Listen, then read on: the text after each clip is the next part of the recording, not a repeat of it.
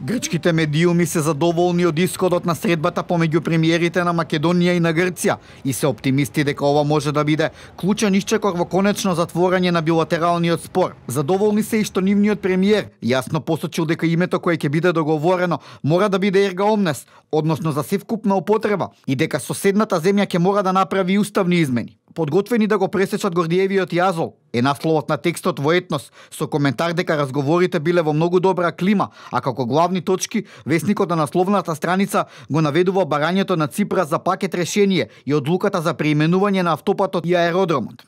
Елефтерос Типос пак оди со наслов "Никакво обврзување од Заев за промена на уставот", додека пак Катимерини коментира дека Атина намаса го поставила прашањето со иридентизмот, додека пак за Скопје е тешко да се направат уставни измени.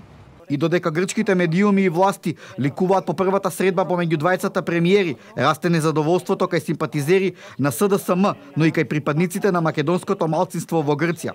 Владимир Милчин, долгогодишен член на раководството на СДСМ, на Фејсбук напиша коментар со наслов "Моите црвени линии".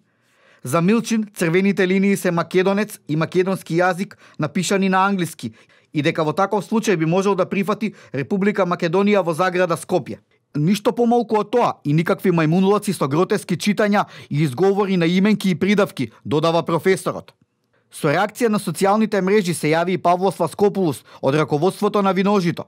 Тој го прашува грчкиот премиер Ципрас, кога веќе говори за иридентизам, дали планира да интервенира да ги промени таблите на автопатот пред граничниот премин Меджитлија, каде наместо Битола стои грчкиот назив Монастири.